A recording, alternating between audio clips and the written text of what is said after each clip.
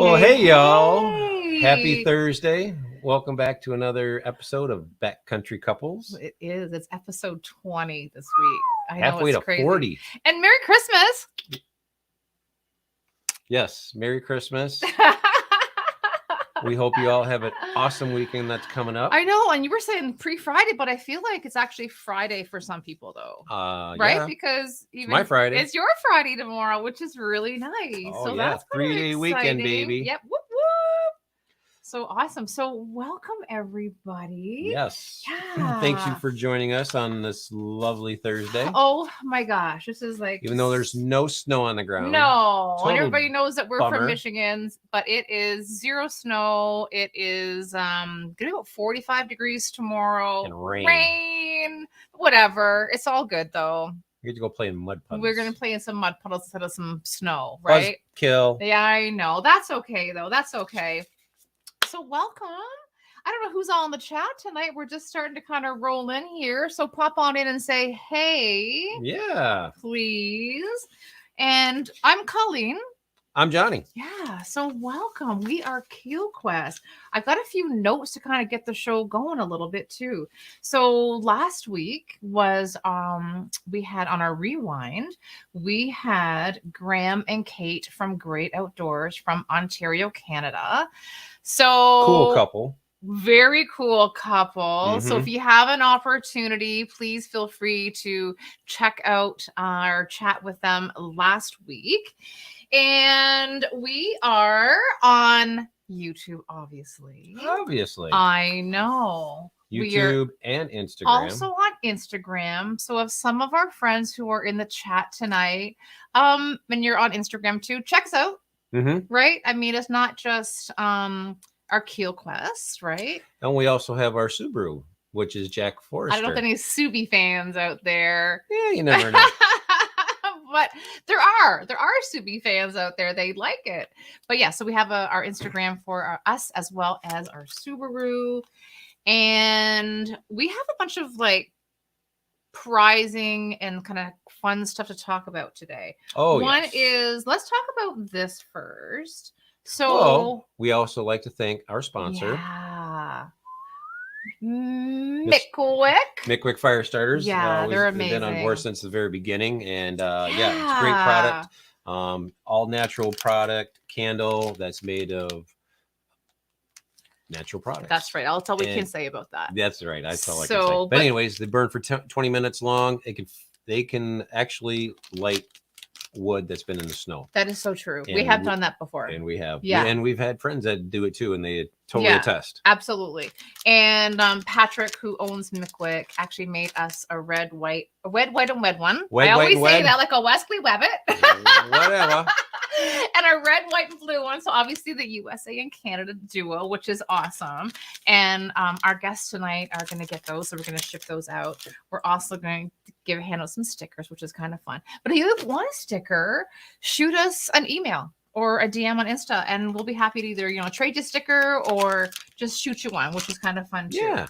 So, and if you're new or if you know someone who would like to be on the episode of Backcountry Couples, hit us up at keelquest@gmail.com. Right. And the lovely Colleen will get you squared away. I know. We're booking into February, which is awesome. So awesome. And is the guests that are coming up are crazy diverse. I love it. Like it's just all over the map. Like it's just amazing. I mean, we're not one dimensional. No, we're not just hikers or whatever. We do everything outdoors. We paddle, trek, camp, and overland. That's right.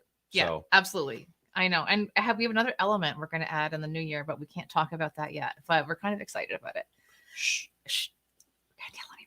I'm excited. I might drop a hint. I know. Maybe you might drop a hint. We'll see. Maybe. But we'll see. You got to stick around for that. Right. I'm not going to tell you right now. Right. And then I'm not sure if John's mom is in the house or not, but happy birthday, Mom. Happy birthday, it's John's mom's birthday today. So if she shows up, we'll all make sure we say hi to her. Right. Yeah. And wait, there is more. Okay. So we have had the pleasure, second time. It's the second annual 12 Days of Christmas giveaway. Last year we were with 9 other backpacking. We were 9, so We're 8 number 9. others, right? And then this year we've teamed up with 12 others, so 13 backpacking channels in total. And it's a killer giveaway. Okay. Yes. The giveaway actually starts December the 26th. Right. We're kicking it off with Backcountry Pilgrim. So how it all works is this. So all of the 13 channels have done a giveaway video. Mm-hmm. Head over to everyone's video. Make sure you follow their rules. I mean, ours is just say I'm in and tell us what your trip of 22 is going to be. Mm-hmm. And so if you go to our channel and you click on there's actually 2 videos there, but one that is the actual giveaway with the picture of us on it. Click on that one, and then in the comments below it has a list of all the channels. So you go to each one of them and you have the opportunity to win 13 prizes. Right. That will be an amazing feat. It's actually but pretty it's cool. possible. I know. Can you imagine? I know. That'd be really cool, actually. So anyways, that's the easiest way to connect with all the channels. So it's 12 days of Christmas, starts on Sunday the 26th, goes through to January 6th. January the 6th. Our giveaway date is January the 1st. Mm-hmm. And we're doing our giveaway via live on stream. a live stream. It's going to be a Saturday night. We're going to hang out, chat with everybody. We're going to get everybody up on panel and just kind of hang out people and, who want to pop in celebrate and say hi and say Happy New Year and all that good stuff. You know? Yeah, I think it's going to be really cool. We did it last year, and it was a great turnout. It was a lot of fun. Oh my gosh, so much fun. And then, so not only are we doing the 12 days of Christmas giveaway, right? Our guests tonight are doing a giveaway too. But we will let them talk. we'll let's talk just about that say later. hi. Who is in the chat tonight? My mom's in the chat. Oh, Mom's here. She's eating chocolate cake. Hey, there you go. Hike with Mike, Jimmy J, excuse me. Yeah. Hey, how are you? Oh, GW Outdoors. Hey, Salmon. Nice. David, by the way, your giveaway is awesome. We agree. We're giving away a crazy amount of Micwics. Like, it's just incredible. You'd be lighting fires for days. Kathy a Outdoors. T-shirt, a toque. What else are we giving away? Stickers. Oh my gosh, stickers, of course. And then we have KeelQuest swag. Yep, KeelQuest hat. Our chicken tramper stuff, right? So everybody knows that water we've been bottle using and a custom. the water bottle sleeve. Water bottle not included. And then I know. Okay. Don't mind me. I'm just looking at the chat over here. Yeah, John's kind of working the chat because if it's not on the main computer, it's a little slower that way. So if he's doing it on the side, that's what he's doing. Devin, I'll get you a hat, buddy. I promise. Okay. Oh, that's right. Tubby was with us last. And I know. Was Tubby with us last year? No, it was. Oh, that's Wyatt, right. were you there? Oh my God. I think that was the night that we were up with Wyatt for I don't know how many hours. It was just crazy town. But anyway, it was still super 2:30 in the morning. It was wild. It's lots of fun. That'll be a new record. Right. And then who's here? We got Fomat's Backwoods Therapy. Just found your channel because of Trekking Pals. See? Oh, that's how it is tonight. Cheers. Okay. It's really cool. So who's having a scotch? Oh, he is. Oh, very nice. I'll cheers to that too then. All right, everybody. Even though it's water. I just have water. It's all good. For now, it's all good. So if you like what you see, like John has always said, hit the subscribe button, ding the little bell. Yeah. So when we upload a new video, when I say we, I say she upload it, you'll be notified. Right. Ding, and I'm working on Isle Royal Day 2. So it's almost done actually. It's just a short little video. But there's a bit of a in that video. Really? Yes, I'm just saying. I know. It's exciting. She is worse than a little kid at Christmas. I can't help it. That's why I got the Santa hat on. That's why you don't tell her anything. No. Everybody will know before they get their gifts. Oh, open this one. You want to know what it is? Oh, you don't even have to open it. I get excited, honey. I get excited. But a lot. I know. So anyways, thank you so much. Thanks for, hanging out, being a subscriber, liking our stuff. We just love meeting all these fun people. People like to hang out with the cool kids. The cool kids. We chimed in on a live stream last night and someone said, oh, it's the I think I butchered that name. So I just typed in like straight up COOL and then like QUEC Cool Quest. Like, oh, it's the Cool Quest. So now that, that's how it is. That's how it is. People, when they see it straight up like that. So straight out of count. I know. We have another awesome couple tonight. Very awesome. They're all awesome. But a special one because these two were supposed to be on a few weeks ago before I went over to Canada. So they were so gracious to kind of alter some of their plans and join us tonight. So that worked out really, really fantastic. And I'm going to share with who we have tonight. Please do. Are you ready for this, everybody? I'm listening. All right. This week's backcountry couple hail from Arizona via the East Coast and Morocco. They are amateur hikers and adventure travelers. These two are crossing the national parks and national forests off their lists. Not only are they hiking, they are taking it to the next level, conquering the mountaintops of the USA and climbing Mount Kilimanjaro. Let's welcome from Trekking Pals, Alex and Habiba. Hi. Welcome. Thanks so much for coming on the show tonight. Thank you. We're Thanks so for having excited to be here. Thanks for having us. Oh, it's our I pleasure. Love it. I love it. Absolutely love it. Super, super awesome. How's your day today? Another day in paradise. No Yeah. complaints. Perfect. With no snow in Arizona. With no snow. Sadly. There you go. There you go. Got you. Very good. Very awesome. So, tell us, how did trekking poles come about? Pels. Poles. I'm sorry, that's my bad. It's funny that you make that slip though, because trekking poles were originally, I think, one of the motivating factors for it. Yeah. Okay. Oh. So Trekking Pals, I guess it started 2019. We really just wanted to document some of our adventures on the trail, especially when we started doing more backpacking trips. And it was just fun to share that with family and friends. I mean, just being away from family was a great way to share those adventures with them. And so we started Trekking Pals, and now it's growing to be larger than just family and friends. I love it. I love it. Have you? What was that, Alex? More friends now. Aw, that's nice. Awesome. And have you both been outdoorsy always? In different ways. Okay. I think you were more the hiker in the beginning. Yeah, so I didn't really hiking came to my life, I would say, when I moved to Arizona from Chicago. I didn't grow up doing a lot of outdoors activities, but I remember when I was younger, I used to go from time to time hunting with my grandfather, but that was about it. I really enjoyed going, just seeing him doing the hunting and such. But when I moved to Arizona, I started hiking because just a lot of beautiful hiking trails here. And then for you, Alex. Yeah, so I was more of a biker. Okay. Habiba introduced me to hiking when we met, and she dragged my fat rear end up Camelback. And man, I'll tell you what, I was huffing and puffing. I was sweating with the pig going up the mountain. And now it's fun because every time my family comes out here, I torture them with a hike up one of our taller mountains here in the area, and I get to watch them sweat. Nice. That's crazy. Family So- time. Think twice before coming to visit. Oh yeah. I'm joking. Oh yeah. They're not lazing around in the backyard when they come to your house. That's for sure. Nope. Gosh. Oh gosh. Oh hey, look at this. Can you see the chat, Habiba, too? I have it on my phone, so I'm taking a look every now and then. Hi, Okay. I see a lot of our friends watching here. Thank you guys for joining. Yeah, and then Hike with Mike. I missed the regular Trekking Pals live streams. Mike, they had one this morning. Habiba was on Instagram. So that was fun.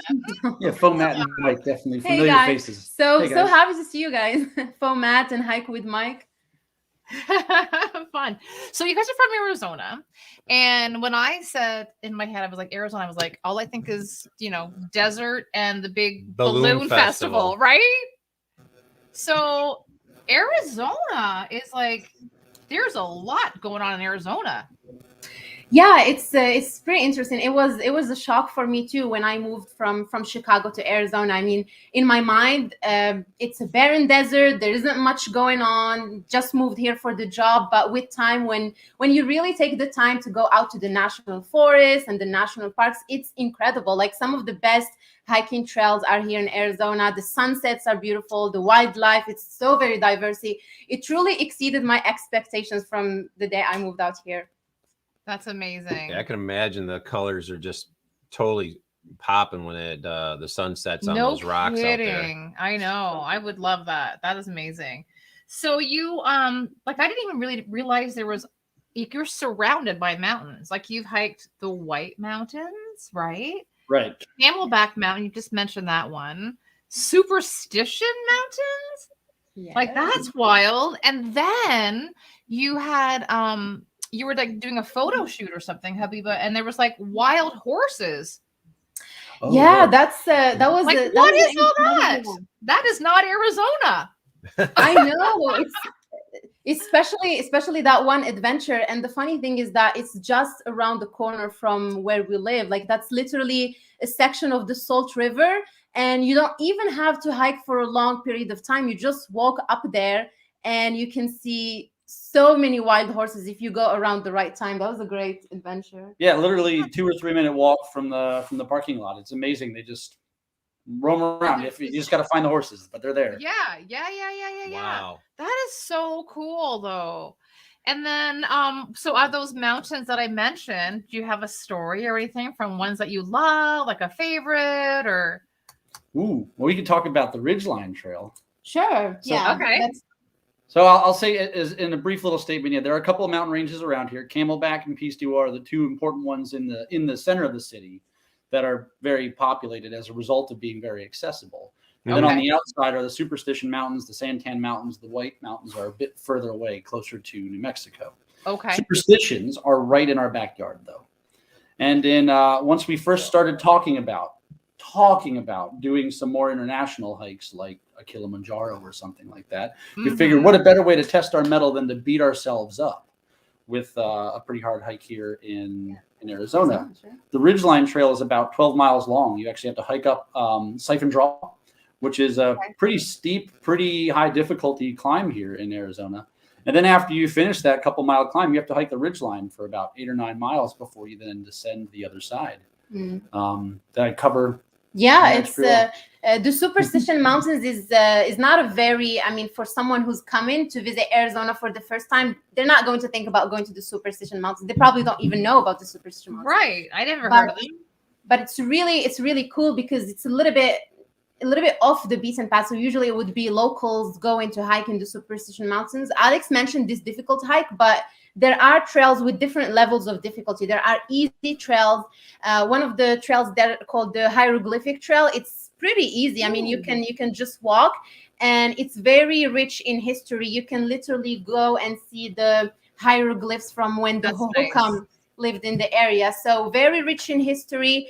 They have some spooky, weird stories behind the naming of the superstition and people, getting lost in the Superstition Mountains. I don't know how true that is, but it's definitely a beautiful mountain range to check out if you ever come down here. Wow. And if I may say, with the hieroglyphs, it is very superstitious, and there are indeed writings on the wall. Ooh, here we go. Oh, Donald Kelly. Yeah. He said, been there. Mom used to live in Apache Junction at the base of the Superstitions. So he knows what you're talking about. That's cool. That's awesome. It's a wonderful range. Weaver's Needle is out there, a big, large rock formation sticking out of the earth, too, that people do a lot of rock climbing on as well. Phoenix is in a valley. And then once you try to get outside that, there's a lot of wide open, wild earth there.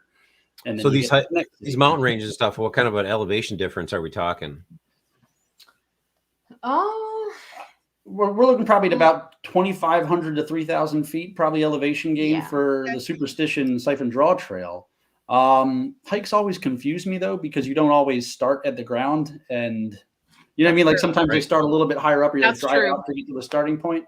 But I'd say that's an honest statement, though. It juts out of the earth pretty straight up, and it's about 3,300 feet. So, yeah. Crazy. Yeah. And then you don't even realize now there's all these hikes that are like, running through Arizona and the mountains and all that fun. But you guys go kayaking. It's just not a desert. They got water now. Exactly. There are a lot of rivers and there are a lot of opportunities. There are people down here. I know it sounds crazy, but people down here have their boats and canoes and a lot of kayaking opportunities down in the Salt River. We have Lake Pleasant up north, a lot of kayaking and fishing up there. Okay. As well. Yeah. Yep. The topsoil is really hard here. So people actually get in trouble for flooding a lot here as well when it rains because the water doesn't go anywhere. So it typically flows by meeting somewhere. That's why you get a lot of those rivers and such between the big bodies. Oh, that makes sense. Do you guys have kayaks or canoes or anything? Not yet. Not yet. We're Not fighting. yet. We're fighting a good fight to get one. Okay, cool. So would you guys we just have like fishing kind of style kayaks. Would you guys get more like ocean kind of kayaks, do you think? Maybe not quite like the real, I forget what they call the long distance ones that you're talking about, but the fishing ones that are open on the top for us, not exactly, because we want to be able to keep some of our luggage and cargo. It's like hiking, where you don't have to carry any of the weight on your back. You want to keep it dry and safe. Sure, yeah, you get your dry bags and everything. Absolutely. We actually haven't done any kayak. We've done canoe camping, but not with our kayak or anything. We haven't done that yet. No, also good. I mean, we could do it, but they're really not set up for that. They're not. We just take them out to go fishing or just go play in the water. Just go play in the water, pretty much. Cool exactly. off and stuff like that. Exactly. So. What was your first hike you guys did together? Oh, I spoiled this one already. Camelback Mountain. Sorry. So Camelback Mountain is a very popular city hike here in the Phoenix area. It gets really crowded, but I guess if you're visiting for the first time, you would do it because it's fun. And it's got two different trails. There is Echo Trail and there is Choya Trail. And that's the one when we started dating in the beginning. We went, one of our very early dates was up the mountain together. She had to see if I was worth it or not. But it really is a rite of passage, though. It might be a little crowded, but people will constantly be there in the morning. They'll do a lot of workouts to go up and down the mountain, see the sunrise and such. I'd say you should do it if you're out here. Definitely. I mean, Arizona sounded pretty amazing, not lying. Yeah. Well, if you go further north, too, the mountains get higher. Right on. Out in Flagstaff, there's a lot of skiing. There's a lot of snow stuff, and there's some pretty tall mountains out. That's crazy. I don't think people honestly would have that notion at all. So you got into hiking. You're like, okay, you got the gear. You're just doing some day hikes, all that fun kind of stuff. And then you're like, well, wait a minute. We better go backpacking now. We're up in the game, right? So what was the first trial backpacking trip? You have to have that first one under your belt, whether it's a day or 2 days. So the first one, I remember this one because it was a crazy story. So the first backpacking trip,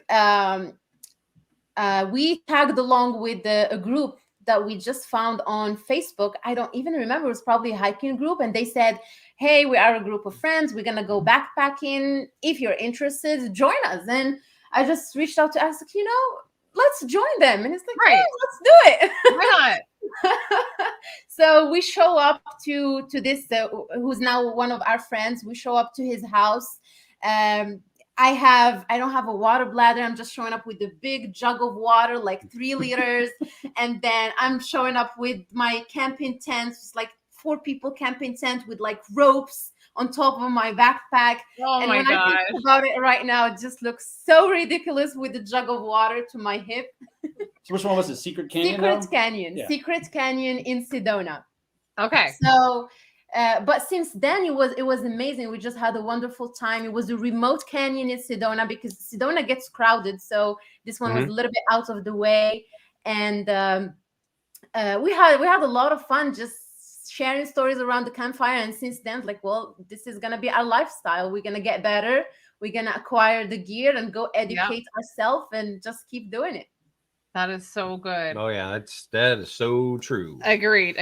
Yeah. But I mean, our first camping trip had a wagon.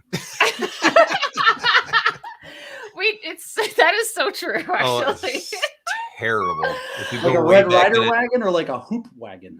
Oh, no, it was one of those foldable, collapsible wagons. It was so embarrassing. I drug through sand. Oh yeah, it was terrible. And whatever. It was a learning curve. But then we I were should just have like a big sign on the side that said newbie. I don't know. I think you did probably. Yeah, right. 100%. We were marked. Absolutely, we were marked. Oh my gosh. But it's amazing how we got the passion for it though, right? We got that drive for it, and we just wanted to improve our gear. We wanted to get better at it. We wanted to go longer and lighter. Right? Yeah, that's the key there too. I know. The timeless pursuit. It's amazing how expensive hobbies are to get into and then to start choosing to take seriously. Don't even. I mean, my parents, right? They're like, "Oh, you guys just going backpacking? Everything's gonna go in a little pack." Yeah, but it's just not like a little pack. You know what I mean? Like, it's crazy. The lighter you get, the more expensive it is, right? Like, it's nuts. But it is obviously enables us to get, further and lighter, which is really awesome. Yeah. So it's winter time, right? Like where you guys are here, because it's obviously the same as us. And we have no snow here in Michigan, like we said at the top of the hour. But you guys have gone looking for snow. Like you guys have gone on some snowy trips. I think that are pretty cool. Yeah. Two notable ones. We went to Yellowstone in the winter for Valentine's Day a couple years back. That's crazy. And they took us out there on they modded some school buses, if you will, and put giant oversized tires and suspension on them and drove us out. And the only things that are allowed in the park are those snow carriages, if you will, that they call them, or snow coach. Snow coach, yeah. A snow coach. Okay. And then that was great. We did some cross country skiing, saw Old Faithful while it was snowing, which was great and a pretty unique experience. And then the other one was Idaho. Yes. And I'll let you talk about that one. Yeah, Idaho is, it's funny because for me, before moving to the United States, I didn't even know where Idaho was on the map. I didn't even know that Idaho was a state until I moved to the States. And so we heard a lot about hot springs in Idaho, and that was a great destination. But really, for living in Arizona, we don't have to go this far. I mean, Yellowstone and Idaho to experience winter, because just further north, we have a town like Flagstaff, not too far from the Grand Canyon. It's just a snowy wonderland. There are a lot of forests, and there are a lot of trails for snowshoeing, cross-country skiing. I mean, even the highest peak of Arizona, Mount Humphreys Peak, you can even go and do some mountaineering, and it's just 3 hours up north from where we live, which is amazing. That's why Arizona is just so incredible. Yeah, it's like 12,000. I know. It just sounds awesome. Really diverse. I know. When we were looking at your the Yellowstone, I was just like, I didn't even know that was a thing in the wintertime for Yellowstone. So there's no people there, or was there? How were the crowds though? Not that bad. I mean, because they have limited reservations. You have to have a reservation at the Old Faithful Lodge. If you want to get out there. So not very crowded. Like I said, the only wild card appearances are from people on snowmobiles. That's crazy. Did you guys see any wildlife when you were there? We saw buffalo. We walked right by one in one of our videos. If you saw, there's something called the Boiling River, which is a geothermally heated hot spring. And you have to walk right along the river to get down to where they let you in. And it's right next to a little hillside. And sure enough, there were some American bison grazing there. And these are big animals. They're big. Like walking next to a Subaru.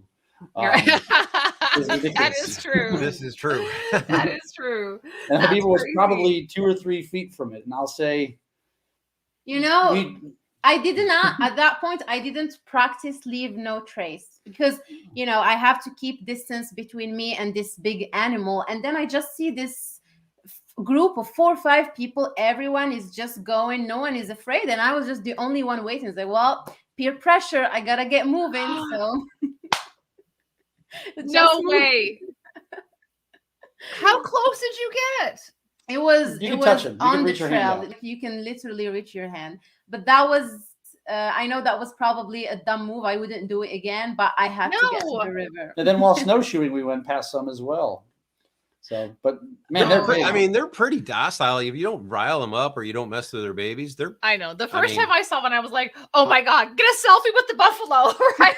I was just, like, so excited. you're just like, go take a picture with the buffalo. It's like, no. Oh, and then we just got like told that you had to be like 2 bus lengths away from the buffalo or whatever. Rules, yeah. We're just like, all right. I think the rule for us was that was at Yellowstone. Yeah, it was at Yellowstone. I think the rule they gave us was you had to be 100 feet away from something that didn't want to kill you and 300 feet away from something that did want to kill you. Fair enough, right? And I think that was kind of how they was that. Did I say that right? I believe so. I think that's right. That makes sense. Yeah. Very good. Wow. And then you guys did you did the Narrows in wintertime. That was awesome. That's crazy. It's cold. Because you were right. That's what I was gonna say. Because you were outfitted, right? Like you had what do you call it? Dry suits on, like John would for like scuba diving. Right. I mean, they weren't scuba suits, but you know what I mean. And yeah, I didn't even know that was a thing either, that you could do the Narrows in wintertime. But you went to an outfitter, right? Yeah, so the Narrows, they have, I think, 2 outfitters at the national park, and then you just rent the whole dry suit and the shoes, the socks, and it works great. I mean, we just hiked through the water for how many miles was it? I think it's a 6-mile hike up and back. You don't have to get all the way. They just want you to be back in time to give the gear back before they close. But it worked pretty well. I was concerned because the water is so cold, and it was December, so you can imagine. But it's amazing how the suits work. They were great. That was a great adventure. Well, we went there during the government shutdown, which was like before COVID was the thing. It was the government shutdown made the national parks hard. So okay. Oh, wow. Mm-hmm. Because I mean, is it Narrows? Is that the national park right now that they're going to start limiting people to? So it's on a time or something, right? Yeah, so not for hiking the Narrows, but for going up Angel's Landing, and it's also a hike in Zion National Park. And honestly, I was very pleased to see that they are going to come up with the ticket system, because it started to get a little bit ridiculous, the amount of people going up the the chains. Yeah, the chains. It's just starts to get a little bit dangerous. So it's really nice that that's in place now. Right. Would you recommend people going in the wintertime then? Like, it's a different experience than the summer. I think I like the fact that it was there was less crowds for the Narrows for sure. Mm-hmm. But I personally wouldn't recommend going up the chains on Angel's Landing Trail, because we didn't go all the way up, because once you get to the chains, there's a lot of ice on the trail. Right. And you have to be well prepared. You have the right gear. I personally would avoid it during winter. But the sun went down on us too. They wouldn't let people in the park. But makes sense though. Right. As long as you're prepared with the right vehicle and such, the snow can be fun, but you got to make sure you're prepared. 100%. That's with everything though too, right? Yep. For sure. The preparedness is key. Oh, absolutely. So you went from one state starting with the A, and you went to another state that started with an A. You guys were in Alaska for a bit. Ooh. Yeah. Right? There's a lot of fun there. So Alaska is where we got engaged. That was in 2020. Congratulations. Thank you. I did it really early in the trip because I wanted to make sure, and then we decided to stay another 28 days. So that was a determination, right? I love it. I got to dangle the other 28 days in front of her just to make sure. Oh my God, you're so terrible. No. I see it worked. We had a lot of fun there. Everywhere is so far apart in Alaska, though, that you really had to commit to the trips. But we were there at the right time of the year where the sun was up for like 16, 17, 18 hours a day. Right. So we could put in a full day of work from home and then go on a hike and not worry about getting stranded in the dark. That's amazing. Yeah. Whereabouts Alaska were you all at? So we spent the majority. We landed in Anchorage, and then we did a little bit of exploring around the Seward and the Kenai Peninsula. That's we spent most of the time there. But it really was 4 days of exploring the Kenai Peninsula, and then we spent 1 month kind of working from Anchorage. And during the weekend, we would go explore, and after work, we would go and hiking the Chugach State Park, just not too far from Anchorage, but mainly the Kenai Peninsula. Flat Top Mountain. Flat Top Mountain. And then we also went north for a period of time toward Denali. but Denali is notorious for not having the right weather around it for you to be able to see it from far away. Okay. So we sadly took a pass on that and Right. went out to Reed's Lake, which was also a beautiful hike north of Anchorage as well. Yeah, so this region is known as Hatcher Pass. So a lot of first-time visitors to Alaska would go to the Kenai Peninsula, Hatcher Right. Pass, and then you go up north to Denali and Fairbanks if you want. Right. Was it busy with tourists there too? Because isn't that where the cruise ships come in? So the time, the cruise ship, Yeah. They would come down in Seward. Seward, Usually yes. they'll land in Seward and then ride the train all the way up to Fairbanks and then Oh, back is down. that how it is? Oh, okay. Got you. But the time we were there, it wasn't. We were probably the only tourists in Alaska. It felt like because it was early on during the pandemic, and there weren't a lot of people traveling in Alaska. But we made sure that we're following all the rules. Right. They had some requirements for the vaccines and stuff, so we were kind of following everything that they had in place. Well, we were the only ones that could rent a car too. They had a giant car shortage, so Yeah. there were only as many tourists as there were cars at that point. Right. That makes sense. That's Mhm. crazy town. Oh my gosh. And you guys are going to, or we're going to a place that you guys were there. We're going to Montana. We're going to Glacier. Oh my Alrighty. God. So that's our, we're exciting. going, yeah, we're going in September with another couple. We're driving out. We're going to overland and going up and through the UP and then get over there. And we're going to stay for about 10 days. So Wow. what was your itinerary for Glacier and Montana and everything when you were there? I'm so excited. You guys picked the right time of the year. I think September is probably the best time Okay. to go because the crowds start just leaving Glacier National Park. Okay, so our itinerary. We had a limited time. So Okay. we picked our itinerary in advance. Glacier is large, right? There's no way you're going to see everything you want to see, even if you go for a lifetime.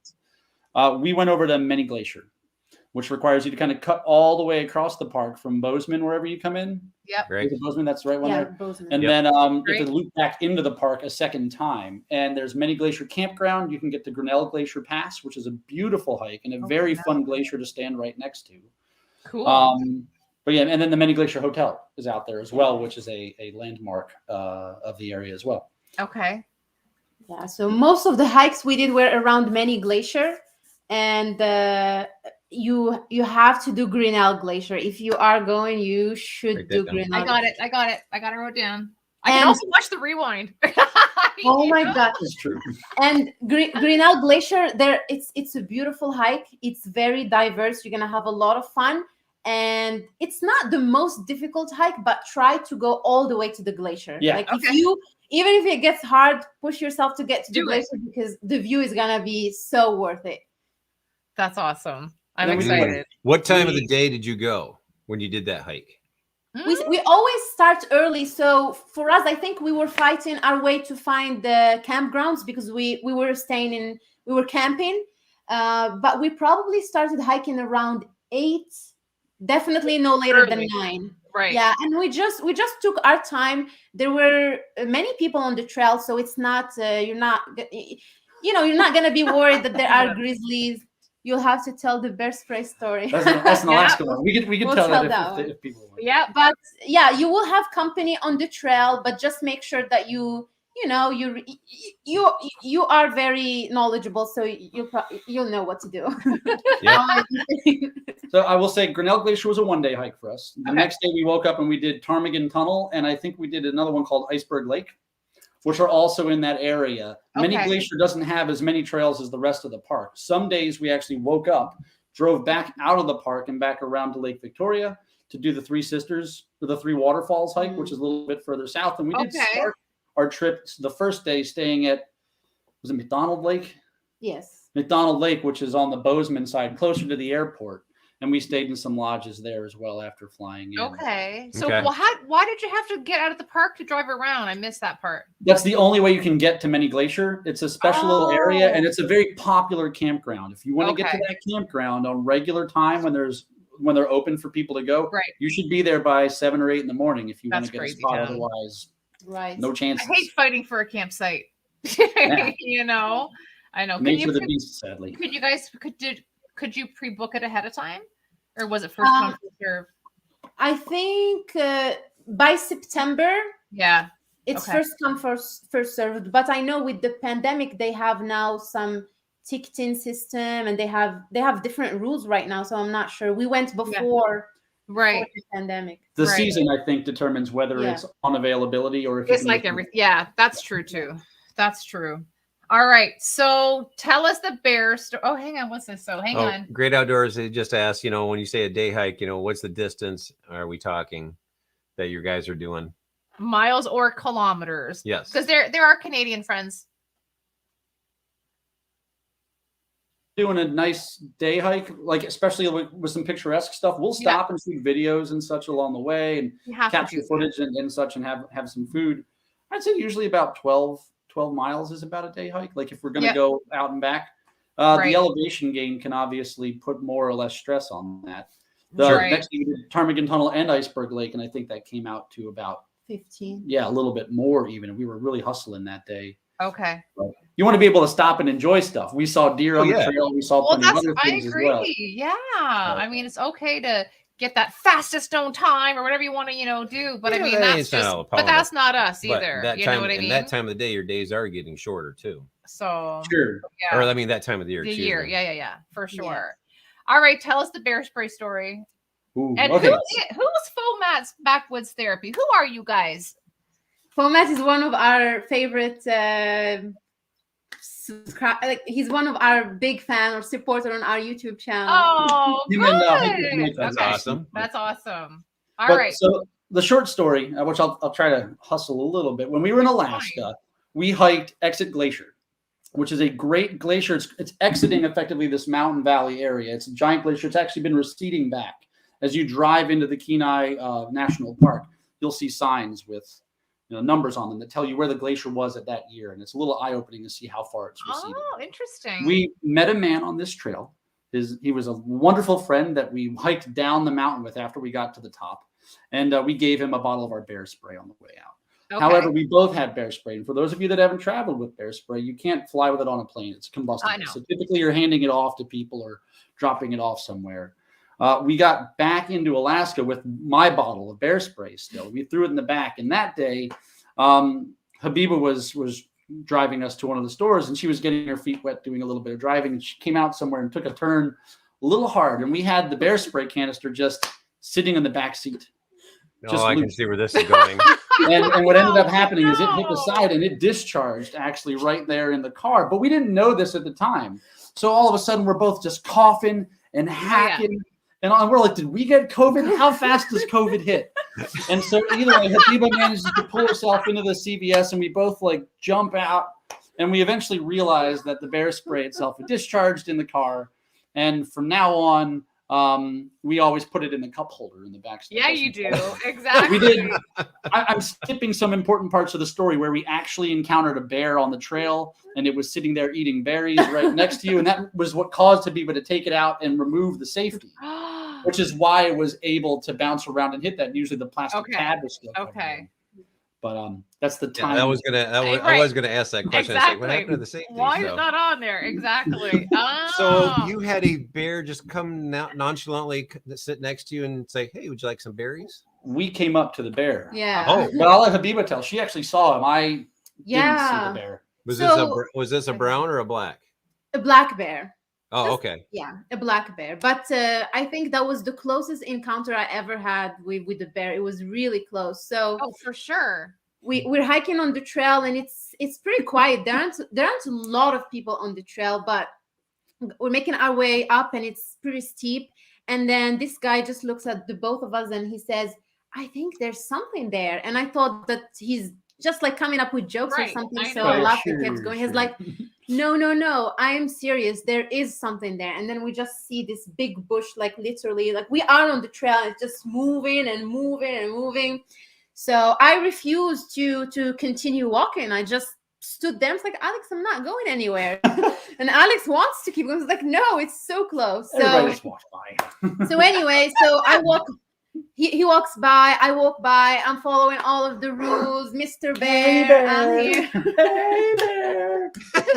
She's telling everybody, she's like, be careful, watch out, there's a bear. And the little kids are like walking by with their lollipops. Like, this place is crazy. And then But there was a bear. the bear spray is ready, but the bear is so close. And then behind me, there's this family just casually walking, the mom, the dad, and their kids, teenagers. They're walking like nothing is wrong. And I'm the only one who's waving, giving them signs, letting them know there is a bear. She's doing every rule in the pamphlet. The bear pamphlet, she did all of those things. She was loud. Well done, Habiba. Well done. Thank you. Thank you. I don't think it was bad. It's just But you went back to your training there. You were. Yeah, but then I got back. I was like, wow, so silly. So silly. There were a lot of berries on the trail. So the bear was eating. So we managed to walk right by and it didn't care much. But we were told there was a mother in the area with her cubs. So we were a little concerned. 100% it would be. Yeah. Needless to say, on the way back down, we helped out some of the other hikers by eating a lot of the berries on the way down. So that the berries and they were I'm sure they were. Oh my gosh. What's our next question? Well, I was going to say that we've been talking about hiking, and then, I mean, we love to hike and we love to backpack, but we have not had the urge to climb a mountain yet. That has not like entertained our heads at all. What are you talking about? We hiked down a mountain. We did? Yeah, the Porcupine Mountains. What was the That's different. It's not like one of the. It's the Porcupine Mountains, but it's not. It's not like we just got. It's not like one of the 50 U.S. like peaks kind of thing. You know what I mean? And my God. Still a mountain. I know, but what made you two start climbing? Like, what was your?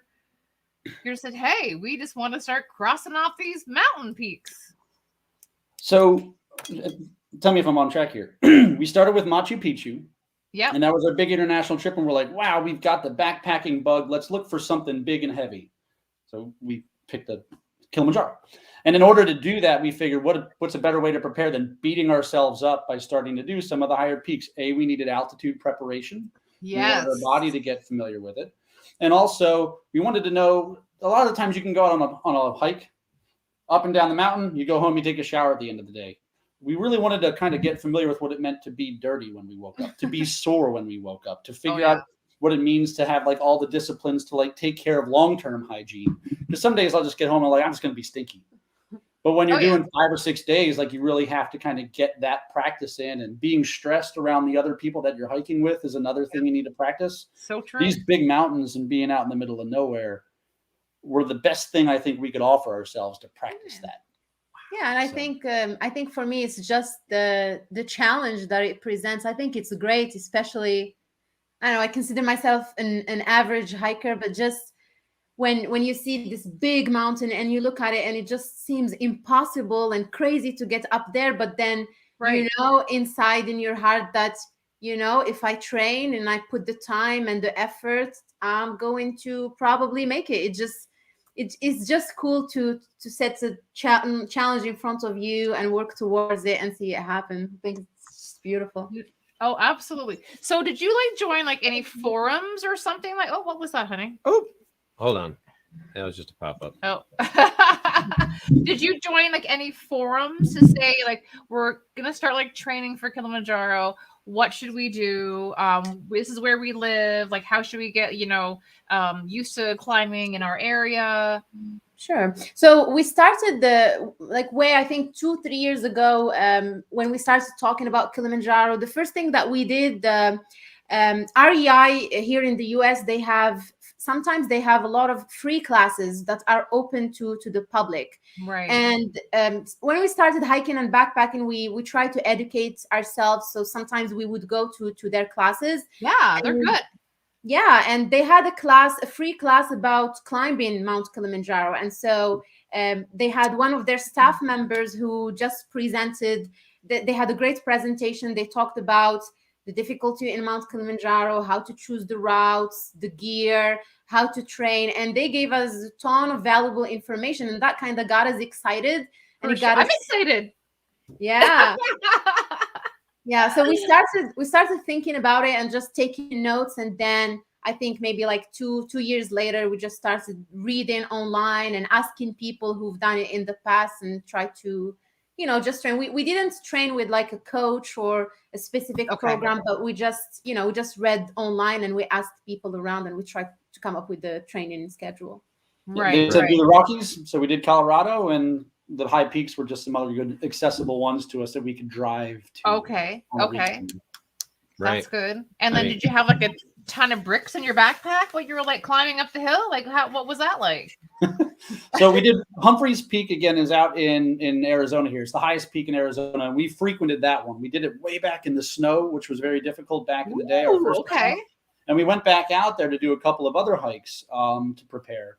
One of them is Fremont Saddle. We take a long way around the mountain effectively to get to the same peak. And there's no water there for you to get. So you had to backpack all the water up. So we took like my 65-liter bag and your 55-liter bag.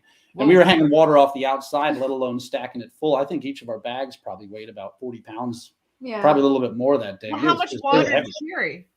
We probably carried about 14 gallons. Liters. No, it was 14 liters. 14 liters. Yeah, that's the right. Okay. Two of us. Whoa, that's quite a bit of water. Yeah, that's a lot. Yeah.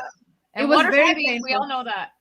What was that? We knew we had to have at least 3 days worth of water if we wanted to go. So the way up, the way down, we were hoping wouldn't be as bad. Right. But other than melting snow up top, but it was dirty snow that day. So. And that takes a long time to melt some snow. Honestly, it does. What gallon of water weighs 8 pounds. Oh yeah, I mean, I can't remember how heavy we were one time, and I was like, "This is ridiculous how much water weighs. Like it's just crazy." Oh, when we did the first part of the Manistee River Trail, yeah, it was nuts. So I mean, that way you basically covered my questions in your preparation for Kilimanjaro. So we'll just stay on that subject. So when you get there to the mountain and stuff like that, and you're looking at it for the first time. What's it saying to you? What are you getting out of it? I love that. It's okay. I will go because I'm probably the one who's very emotional about the mountain. Sure. Well, they say. I mean, it's a very emotional experience. Yeah. Once it's achieved, I mean, what are your first impressions when you get to the base and you're looking at it? What are you feeling? I think the first time I saw the mountain was we were taking the bus out of the town, Moshi, to get to the trailhead, and I saw the mountain all the way, and it doesn't look real. I mean, I truly was looking at the peak, and I'm like, I cannot believe that we will be up there. It just feels surreal. It's incredible. But then when you get to the trailhead. And there's a lot going on. I mean, the porters, they're trying to get all of the bags together. And then the guides or assistant guides, they're trying to do the briefing and make sure that we are ready. There's so much going on that you really don't have the time to process what's happening. You're just taking in a lot of information, a lot of things happening around you that I didn't have the time to be emotional, I think, until we got probably to day 2, day 3. But the first day was really busy to just get rolling. Sure. Yeah. So the I don't know what they're called, but I don't know if they were the guides, but the aides what were the big bags they were carrying on the back of their shoulders?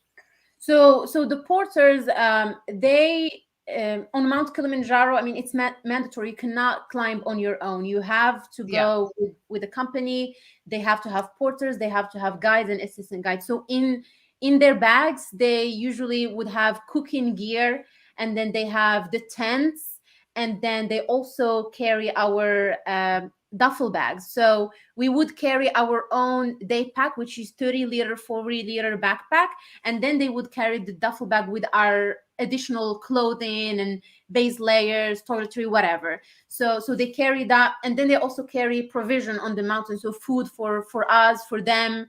For the guys, so it's a lot of gear that they carry up the mountain. It's just so they don't allow you to carry your own gear.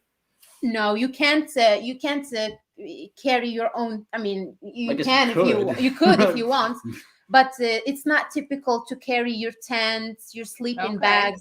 So they carry all of that. So really, in your day pack, you have your water and then your base layers, jackets, snacks. the rest they take care of. And I can see it because on the Inca Trail in Peru, that's a trek that we did in the past. They have also porters, but we decided to carry our own backpacks, and I think that was really dumb because it made it extremely difficult. Okay. It was so difficult. So I'm really glad that we get assistance from porters on climbs like this. Yeah. I mean, so from start to finish, how many days did it actually take you to get to the peak? Oh, to get to the peak, I think it was 6 days up is how it started. Okay. And then the same day you're actually at the peak, you wake up at like midnight. You hike to the peak that day. And they wanted to get you up there and off the mountain before the middle of the day when the weather could start changing. So most people try to be up in something early. Yeah, right. And then you get back down to the same camp you started at, but you kind of have to vacate it for the next tenants to jump in so they can get ready for their push the next day. We hiked further on that summit day than we had any other day to go up and down. So 6 days up, 2 days down is how it, or 2 days down is how it played. One of the days was an up and down though, I guess. So yeah. Right. Wow. So when you were on the coming up and down the mountain, what was the more difficult aspect, going up or coming down? I'd say And that's coming not down a crazy was. question because people say I mean, that. we're not going to compare days to days, but I mean, the actual physicality that it took to get up or get down. Sure. So there are a couple of different ones in our team, if you will. And then within that, there was Habiba, myself, my father, and our friend. Okay. My dad definitely had a harder time going down with some knees and foot stuff. And so depending on where you are with perhaps your knees or your own sort of physical layout, down could definitely be the thing you should be worried about. But I'd say for me, down was hard. Just by the time you get to the top, you've spent yourself. The altitude is finally setting in because you really go up and down that day. I'd say down was harder for me. Yeah, for me, it's the opposite. It's going up. I definitely do better on the way down. I'm faster on the way down, but summit day was extremely difficult. I mean, the altitude, sure, but not getting enough sleep. There were literally times on the trail where I was falling asleep. Like Alex and the guide, they literally have to keep like pushing me. They keep saying, "Wake up! You can't fall asleep now." Yeah, What? Whoa! Wow! It was weird. I would just like use my pole and I'm dozing off because I was just not getting enough sleep. That was funny. It was rough for you, definitely. Yeah, no kidding. Yeah. So go ahead. Go ahead. I was gonna say, so obviously it was your first time. Did you encounter anybody who had been there multiple times? Oh, the guys. That's Yeah, a cheap just answer, the so that doesn't guy. count. Okay, so it's pretty much when people do this a one and done. It's like, hey, I conquered it, and so I will say Yeah. there's a lot of other routes they've come up with. There's I think 7 main routes to get to the top now. Some are Okay. old. Oh. The one we did, the Machame route, is an older one. It takes you through all 4 ecological zones. see, And it's that's a little lovely. bit longer in its way. The route was designed to get you through all of the zones. There's some new routes, like is it the Shira route or what's the other route? It's the Shira route, the Lamosha route. Yeah. The Lamosha route comes in, and that one was designed to let people acclimatize over a period of time to get to the top, likely increasing success rates. So other people have said they will do it again so that they can do some of the other routes got you. to see other parts of the mountain, but they all eventually do meet at the top. Yeah. Right. And some of them meet much earlier than that. So Okay. Did you guys get is it altitude sickness? Like that's a thing, right?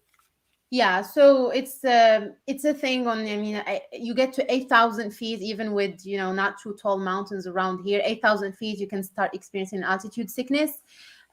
It definitely hit me with some headaches, like mild headaches. But we took Diamox. It's the medication that you can take to help you with high altitude sickness. So we took prescription medication just because, I mean, usually when we hike at 14,000 feet up to 16,000 feet, we don't take any medication. But for Mount Kilimanjaro, we knew this is something that we're doing once in a lifetime. And we invested money and time to make it happen. I would hate it to not make it because of high altitude. 100%. Yeah. Right. Right. That would suck. No Come kidding. on. Right. So, all right. So you jump out of the sack midnight and you're on the trail to get to the peak. What do you experience when you get there? Because it's dark. To the peak. To the peak. So it was light when we got to the peak. We did get to watch the sunrise on the way up. But I will say, climbing out of the tent, that is the one day that you really bust out the cold gear. Really? Right, because you're getting higher up. The sun is not up at that point. And depending on your weather, that day you're dressed wearing a lot of stuff that you might not have worn. You brought one pair of clothing for that day. Sure. And so you're putting on 3-4 base layers because as the sun comes out, you're not back at camp yet. You have to figure out how to strip down and not sweat all of your water out. Right. Or for that matter, sodium. Yeah. So that day was a lot of mental prep and a lot of physical prep and a lot of just stuffing yourself into all 5 pairs of pants. So like a marshmallow. But I mean, that's what it is. You need those layers at that point. And then the right gloves and all sorts of other things. They also made sure that we knew to bring water in bottles that day because it would freeze in your tubes. Mm-hmm. So a lot of the disciplinary procedures we went through that day were unique to Summit Day because of the altitude and the temperature. Right. That actually makes sense.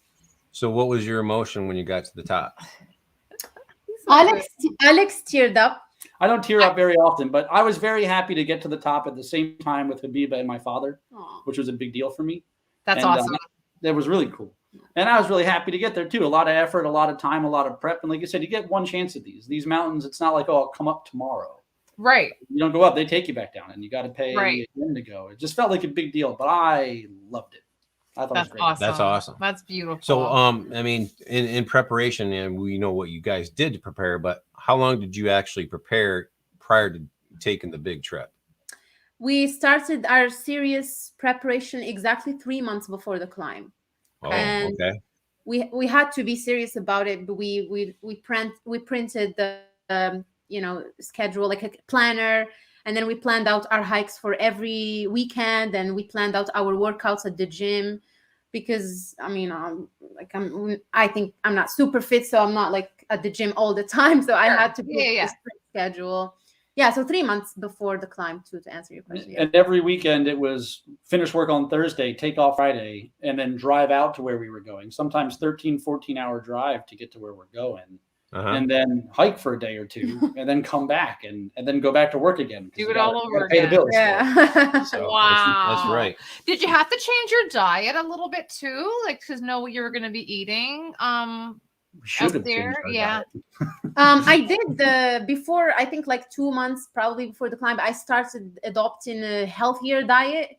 Sure. Just like, less salt, less sugar, less carbs. I just tried to clean up my diet to help me on the mountain. Probably lost some pounds because it's easier to drag less weight up the mountain. Sure. But yeah, nothing significant. It was just a few changes here and there. What did they feed you when you were climbing? Ooh, so it's fun when you get above a certain altitude. You have to keep on boiling your water because they'll collect it right from streams on the mountain there. That's why Kilimanjaro is so approachable. Okay. So they don't need to drag the water up; they can collect it while they're there. But they do need to boil it. As a result of that, a lot of the meals they'll give you are water based, also like stews or condensed things at those higher altitudes. Other days though, they'll have some porters that might run up a special meal for like the day after, up to that last camp or other things like fancy. that. Well, to restock them as well, it prevents them from grabbing as much. But the cooks are amazing. They will cook you meat at some points. They'll cook you pasta. They'll cook you all sorts of stuff. And soups every day. Everybody look forward to the soups. And there was a couple in our group. They were celebrating their anniversary by climbing the mountain, like their 50th anniversary or something. Oh, bless her heart. And they made a cake for them. They did make a cake for their anniversary. Wow, that's really nice. That is impressive. And they were vegetarian also. So they did accommodate different diets for you on the mountain as well. That's incredible. They were very open to that. So that's really cool. That's very cool. Yeah, we had the one team member who was vegan, vegetarian. We ate like all type of meats. They were very accommodating. It was incredible. That's crazy. So I thought you guys were eating like Mountain House or, Peak Refuel or whatever, which some of it's good, but I mean, no. Yeah. Well, that's actually really cool. That is awesome. Well, you have to bring your snacks during the day. Yeah. So because in this case, we migrate camps with our porters rather than other mountains where there's like fixed stations and you just move to the next hotel, if you will. Got you. So in this case, you have to drag all of that with you. So we did have to have our snacks on us during the day by way of Cliff Bars or what you would. Sure. So on the hike going up, we'll just kind of, now we're backtracking. That's okay. You're good, but honey. what is that tree? The giant Senecio? Oh man, what the heck are those called? The tree? Senecio. Okay. Yeah. Those are some wicked looking trees. Yeah. Yeah. They were, I also had a hard time remembering the name. Anyway, so yeah, that was my favorite part of the whole trek. Just seeing those trees, obviously the summit, but seeing those trees, it was really nice.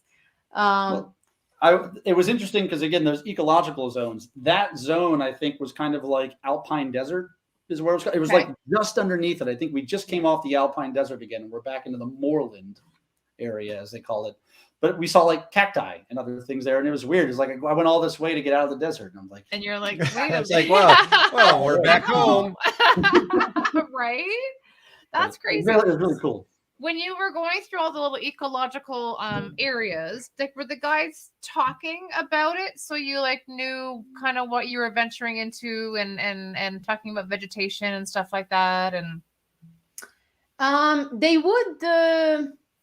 I don't know if they did of their own motivation, but I was always I like hanging out with the assistant guides and the guys, and I always ask questions, and I felt like whenever I asked, they had answers for me. They were knowledgeable. I don't remember if they were explaining of their own motivation. It wasn't like a tour. It wasn't like they were like, if you look to the right, right. But like they would kind of narrate stuff as they went, and it was just very organic. Like everybody was going to chat about the mountain. You were excited, and you want to know, why are we going to the lava towers today? Why are these formations here? And they'll tell you that it used to be a giant volcano, and that here are lava. They would explain everything to you, and then a lot of the wildlife, as a result of that as well, would be high for conversation, as well as would justify some of the other things that we would see in the area. I love it. I will say this: the one piece of gear that I'm excited about this trip, you have no idea. It's like, I know. I'm pretty geek. One piece of equipment I really loved. I loved your guys' sunglasses, dude. I'm taking credit for those. I found those bad boys online, and I wanted to get the black ones. I was jealous because you got the black ones. Yeah. But you got the black ones. You got the browns ones. Yeah. And they're two different types of lenses. Mine were not as dark of a tint. But Habiba wanted them, that she ordered them last moment, and they didn't arrive. Yeah. And then we got stuck in LA because our COVID test results didn't come in, and we missed the first day of the hike, which was really orientation day at the hotel. Yeah. So we were freaking out because we'd missed a day and such, and we settled in, but we took that day to go to the REI in LA. Yeah. And you bought the glasses right there, right before we left the States. I know. I'm gonna get a pair. Awesome. I don't care. He was like, he's like writing all this stuff down. I got. It's like I got them. So it's like funny. Julbos. Julbo, exactly. Julbo. They're great. They are worth every penny. And affiliate link them too, because they're not cheap. Right? I know. I clicked on the link below. Trust me. I didn't get them yet, but I will. So GW Dad Ventures asks, if you don't mind, what does something like this cost for total wise? Oh, sorry. Yeah, so the pricing for Mount Kilimanjaro is, there are so many, I can't just like throw a number because it depends. There are so many factors. So on an average, you can go from $2,000, like even let's say on an average, you can go from $2,000 up until $6,000, if not more. Per person for the hike. Person for 7 days. So many things that would change the pricing. The type of company you are going with. There are companies that are local to Tanzania, and then there are international companies that are based in the US or the UK, Australia. So obviously, if you go with one of those international companies, the price is going to be higher. Sure. The number of days that you spend on the mountain, if you're going for a 3 days trek, is going to be a lot cheaper than 7 days trek. Also, the route that you are going to choose, and sometimes you could negotiate when you get to Tanzania. If you book your the company before the climb, it could be a lot more expensive than if you go there and you are in Arusha or Moshi and then you talk to companies and negotiate. So a lot of factors go into that price. Sure, the flights count going out. We had some really cheap ones early on, but COVID is COVID, so they got canceled and we had to scramble to get them at the last moment. Then there's, like you said, there's the tour itself. To the sliding degree of our level of classiness that we needed, having a toilet was about where we put the slider. That was a good place to put a slider. And I'll be honest with you, actually, the toilet let us get to one camp that was a little bit closer to the summit. Yeah. Because you needed a toilet in order for your agency to be there. But I will say every member of the porter squad, the guides and the porters, they all have a daily salary, which we had to pay in tips as well. And at the end of it all, when we got to the bottom, we and the rest of our hike mates had to add it up. It was like $5 a day per porter and $20 a day to that range. And we all had to then pitch in to add that after the fact. So that adds back on to it. You got to watch out. Some agencies may be more upfront about what those numbers are or not in order to appeal to you with the initial number. So I'd say put that out. I'd say for us then, if you add that in, that was about probably $3,000, $3,600 for the hike itself. Yeah, let alone I feel like that's not terrible for that experience. My goodness, you know. The guided service going up. So do you guys work with the local guides then compared to international? Yeah, so even the companies that are operating internationally, all of their guides and porters on the mountain are local to Tanzania. It's just that the sales team and the admin team is international, but everyone is on the mountain. And also, I mean, there are a lot of interesting things that, you know, you should be paying attention to. Like you want to make sure that the company, they are part of, there is a KPAP program that takes care of porters on the mountain. Make sure that they, you know, their overall living conditions are well, make sure that they are getting paid fairly. So usually if you go with a lower priced company, there is a high chance that the company is compromising when it comes to paying the porters and the guides. So I agree with that. Right. Agreed. Very cool. I know it is. You have no idea. And Alex, you're saying he's all like geeked out, whatever. He is like super geeky about this now. You have no idea. Well, I feel like we're gonna be climbing mountains soon. Just saying. Come with us. Let's go. I know. Oh yeah, we love to travel. So not only are you hiking, you're climbing mountains, you're doing all this fun stuff. We're on Instagram, you're on YouTube, but people can consult you on like booking trips and stuff like that. So that's a new service that I put out there. It's pretty new. And really the reason I put that out there is because there are sometimes, I mean, I'm not saying that like, you know, I have crazy experience as a hiker or a traveler, but there are many times where I have people sending me emails, like when I put my videos out there about Alaska, you know, people were, you know, kind enough to send emails and say, oh my God, thank you. This list of your gears is incredible. We have a lot of questions. And I always enjoy just answering those questions to help.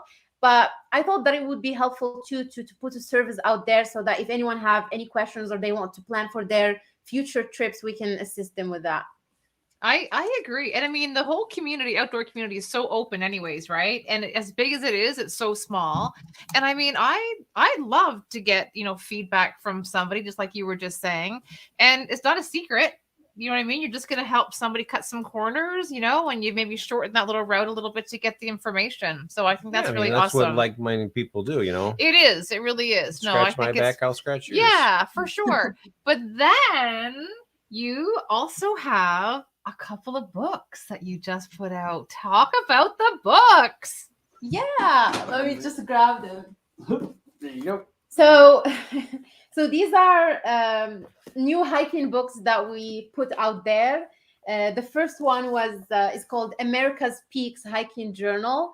I just wanted to have some, you know, some way to document our adventures when we climb the highest peaks. So we got a list of all of the peaks in the United States, and so just will be nice to check them off and write about our journeys. So we would have like every state would have a page to, you know, just note down some information and take some notes.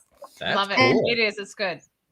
And then the other one is more for, you know, all other hikers. this one, we called it Another Hike in the Books. Love it. So it's similar design, and you can add in your hikes. And we also put together a planner if you want to schedule anything for, the new year.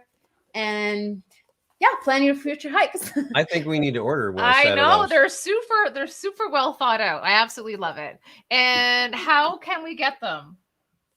So both of them are available on Amazon. We have the links on our Instagram, and today, I guess, like we talked about earlier, we will be happy to give away two copies if it's something that you want to talk about right now. Yeah, let's do it. Well, how are we gonna do that? What's going on? What does what do everybody who's in the chat, what do they need to do to participate? So my guess is that probably the majority of people would want to get Another Hike in the Book. So if you are interested in getting a copy of the hiking journal, and if you like to journal, just leave a comment in the chat here and tell us that you are interested, and then we'll just do a random drawing on our phone. I love it. There you go. That's so cool. I'm going to put a link to your guys' YouTube channel in the chat so people can find you guys. Yeah, right. So Donald, he wants to know how you can get a set. So it was on Amazon, but Alex and Habiba are going to give away 2 draws, like one for each draw. Right. So that's not a winner takes all. No. No, right? We're raffling off pages of the book. Actually. All right. So we've got Salmon Outdoors. Find the Instagram page. I should have had this pulled up earlier. Oh, you Instagram. Yeah. I'm finding it. Yep. That's awesome. I got everyone's awesome idea. Love it. Very cool. Oh, actually, that's a good question. GW says, what company did you use to, to maybe put them together? So I worked with the design and the idea were mine, and I worked with the designer to bring them to life. It wasn't a specific company. Oh, that's awesome. That's really cool. This is so good. And look at this. I want page 3. All right. What's page 3? Every mountaintop. Every mountaintop is within reach if you just keep on climbing. Oh, I love that. That's it so is good. Fun though. Oh, clearly someone already has the book. Right? Exactly. Donald G, he's in. Donald G Kelly, he's interested too. That's really awesome. No, I think it's amazing. And I feel like there's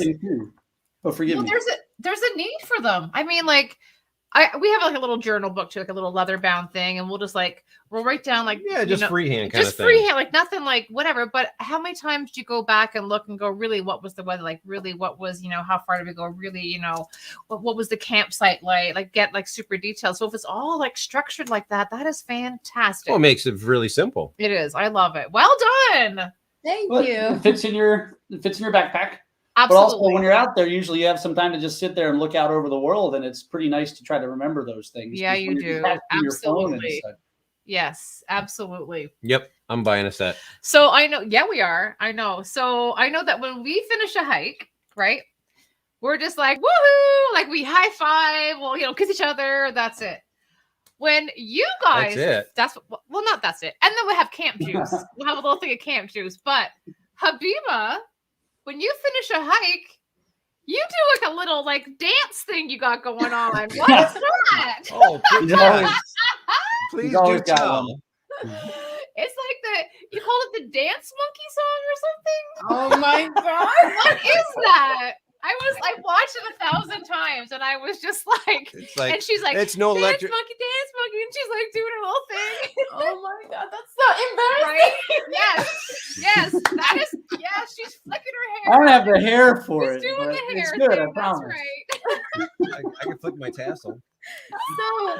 So how did that start? That was just a silly dance. I think with the beginning of the pandemic, we all had a lot of time to play with. So I found that song on YouTube, and I was just learning how to dance it at home, and it turned out to be like just a silly thing when we're hiking. I loved it. I'm like, I got up my high five game now. We're not doing every now and then I would try to learn it. No. That's your niche. We're not copying that. I thought it was so good. I thought it was absolutely awesome. Very Okay, cool. so Yeah. for the giveaway, I've got Solomon and I got Fomat and I got Donald J. Kelly. G. Kelly. Did you get Barbara Smith? Barbara I need to get Barbara Smith. Did you get GW? We should right now there's a total of 8 in the chat. GW. Yeah, GW. 1, 2, 3, 4, 5. We've got 5. We've got Solomon, we've got Fomat, Donald, Barbara Smith, and GW so far. Who we missing? And Who else is in the chat still? oh, and Donald. Did you get Donald G. Kelly? Yes, yes. Okay. It's probably us and you that are also the other 2 people, I'm guessing, that are in the chat. Oh, we're up to 9 now. Oh, we're up to 9 now. Hang on. Someone, yeah. Okay. Anybody else who's in the chat, if you are interested, Well, they're watching, but they might not have that's commented. They true. might not have There you commented. go. As the book just skirts across the yeah. Give us your best fan of white. Right? Oh god. Oh, too funny. I just can't hear you there. That's so funny. Oh, hang on. Here we go. Oh, we lost. There. Are you guys unmuted? Oh, we're here. Can you hear us? Yeah, Oh, Yeah. yeah, we Oh, can. we couldn't hear you. It was Yeah, weird. for some reason you got Yeah. muted there. Oh, and they have Up Trail. Did you put Up Trail 71 in there?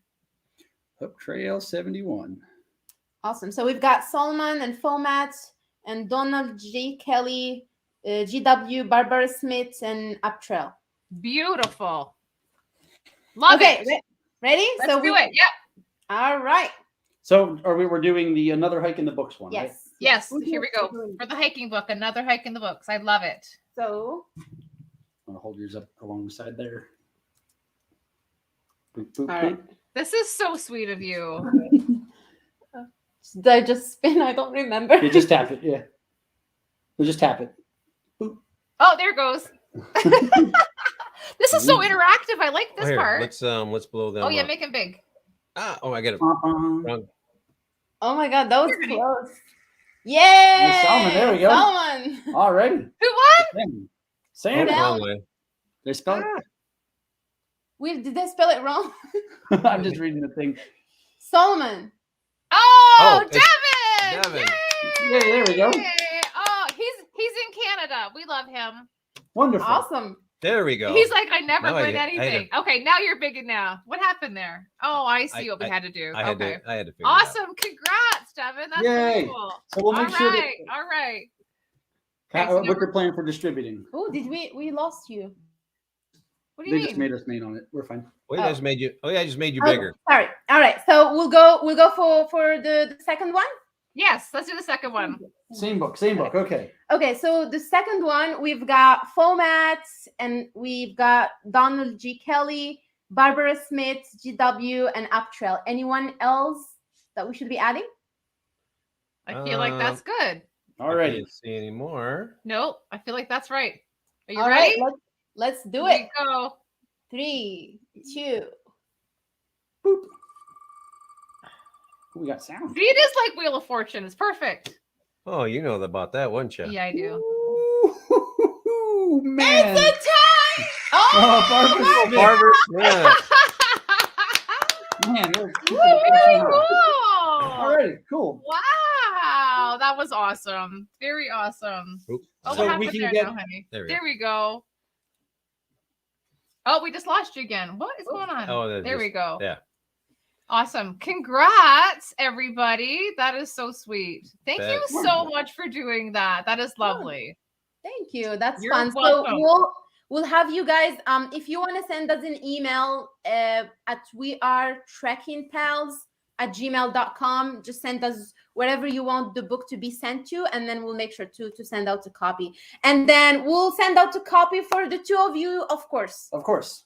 No, we're gonna Oh, buy we're gonna our buy 'em. copies from you. No, we're Yes. sending you a copy. Well, we All need right. your address anyways too. Absolutely. That's awesome. You got that on there for them? Oh, beautiful. Yeah, I'm adding it real quick here. You got it. And there we go. Right? So, Okay. It's we are trekking pals. Oh, we are. All Sorry. right, I can edit that. Hold on. Yeah. Good. Well, that's exciting. Oh my gosh. We Too fun. are trekkingpals@gmail.com. Does Yeah. Thank you for Doing it doing live. that. That is super fun. that look Love it. better? Yeah, That's got the it. one. All right. Cool. So I have a kind of You do? I do. You sure? Yeah, it's a citizenship thing because I'm Canadian. You're Moroccan. No way. Right? I know. I don't say A. Get out of here. Anyways. You get her pissed enough. She starts slinging the A like every time. I do not. Stop it. But anyways, I am. Which is a rarity, though. I'll be here for 5 years in April. Which means I am at that stage in my process here, right, to get my citizenship Next year. I know I'm so excited, and when I watched your stuff, and you were just so excited, and I can't even tell you. People are like, they're so proud of you, like it's just amazing, right? So, do you have a dual citizenship? Like, do you still carry your Moroccan and then the USA? I do, but first, I'm so excited for you. That's going to be such a big moment. Congrats! Thank you. I'm super pumped too. Absolutely. You got to pass the test. The test will be easy. It'll be fine. Oh yeah, so easy. Yeah. They asked me to write Thanksgiving as a holiday. That's the writing test. Oh my gosh, that's crazy. I know. And I mean, being in Canada, we like studied American history and all that kind of stuff, right? And American government. So it'll be fine. I got this, no problem. But yeah, I'm so excited. But I didn't know if you could keep your dual, because I'm going to keep my Canadian too, obviously, to make sure I have both. But yeah, have you ever traveled on your Moroccan passport then, or like since you've had your U.S. passport? So I do keep both my passports, which I am so thankful and grateful that I do, because I know a lot of countries it's not a possibility. Since I got my American passport, I traveled to Morocco in the end of 2020. I entered with the Moroccan passport because they were not open for non-nationals of Morocco, and then right when I entered, they expired, so I left on an American passport. Got you. Oh my gosh. They were confused. You don't see me. Oh yeah. Sneaking in and out. I like that. It's true though. I mean, I know that like I can't wait to have a US passport, because I mean every country or most countries have a US consulate, right? Mm-hmm. But most people love a Canadian when they travel, right? So I'm going to travel on my Canadian passport as much as I can too. So yeah, definitely. But I'm thrilled. I can't wait to do that. So I'm excited. But another one of things that you said in, I think one of your little videos, you were talking about how you couldn't believe how big Idaho was, right? And you were saying that how many countries can fit inside one state, right? In the US. And it's the same. So I'm from Ontario, Canada, and you can fit 6 Germanys inside Ontario. Yeah. So it's amazing how big the countries are, like it's just incredible. Yeah, because Alaska. Yeah, right. Yeah, that one's huge. Alaska. You can fit 3 Texases in Alaska. You can almost fit the rest of the U.S. in that. Not really, but I mean, it's big. It's big. Oh gosh. Yeah. It's interesting because when you are coming from the outside, like before I moved to the United States, I mean, I knew that it was huge on the map, but you don't appreciate how large of a country it is because, you think about the US, maybe you think about New York and big cities, San Francisco, but then you get here and just getting from, I think sometimes I talk about my family being in Morocco and your family being in the East Coast. Right. We probably see them just as often, even if we are in the same country, which blows my mind, really. It's so true. I know. It's pretty wild. That's awesome. What's your next trip? Where are you going next? What's happening? So we're trying to do another one of the 7 summits is going to be our goal. This one's going to be hopefully Mount Elbrus. And Elbrus is the highest peak in Europe. It's actually part of Russia, but it's on the European side of the Urals. Oh. So that'll be our goal. That'll require a bit more ice axe training and some other things to the effect of that. And I think it'll be a bit more approachable in terms of price. Yes. Because they don't have porters. They have stations that are established and you just go to them with your guide. Okay. So you don't have to, there's not 30 other people kind of bringing your stuff along. Okay. So you literally have to take your own gear on this trip then? From station to station. Yes. So you carry all of your stuff. I don't think you have to carry your tents and sleeping bags because they have bunk beds in these. That's old already like Russian- stationary there, right? Yeah, and it's funny. They have like the old Russian barrels where you sleep, like you literally sleep in a Really? big barrel. Hey, yeah, you got it. And right on the coffee table, you got a bottle of vodka next to the fire. I'm guessing the barrels are aerodynamic or snow dynamic, but that they stand up to the weather pretty Something, well. yeah. I'm guessing. I that's would probably think why that so shape too. is. Where do you guys fly into then? We haven't done it yet. No, No, but where will I you mean, fly book it. into? we would fly to Moscow. It's in Russia. Right. And then I think it's probably a little bit down southwest of Moscow. I don't know exactly Right. where. Okay. But that's our hope. That would be our big adventure if everything goes well. Okay. And so when is this going to happen? I think the right time of the year is like July-ish or whatever, right? Yeah. Okay. It's So obviously the same hemispheres, north. So Right, same right. seasons. So in 2 Julys? In Oh, this coming 2022. July? We're hoping this one, if we can. You got to get again, if we go- planning. Wow. Come on. Well, we learned from Kilimanjaro that all of our plans started and then they got canceled at the last moment, and we scrambled to put it all together again anyway. Might as well But it be. was nice to have like a plan as to what we wanted. Okay. But I think this one should be a little bit less coordination in terms of the actual climb itself. Okay.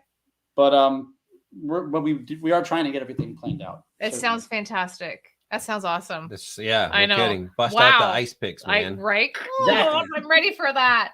Well, That's we crazy. have up in of course through the UP they have the ice caves and stuff like that, and on the waterfalls, yeah, they have ice climbing and such. Oh, I'd yeah. love to do that. Right. Maybe. I don't know yet. Maybe.